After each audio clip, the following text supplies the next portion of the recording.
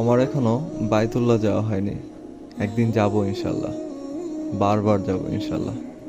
হয়তো তখন যখন আমি বাইতুল্লাহর সামনে থাকব, আমারও দুই চোখ দিয়ে পানি আসবে। আমি কাঁদতে থাকব। আমি কেন কাঁদছি হয়তো নিজেও জানবো না, কাউকে বলতেও পারবো না কান্নার কারণ। তবে আমি জানি আমার রব জানেন আমার প্রতিটা অশ্রুর কারণ। হয়তো আমিও এভাবে বলবো, হে আল্লাহ, আমি জানি তুমি সব জানো। তুমি জানো আমার প্রতিটা মনের আশা, আমার প্রতিটা কান্নার কারণ। আমি জানি একদিন তুমি সব ঠিক করে দেবে ইনশাল্লাহ।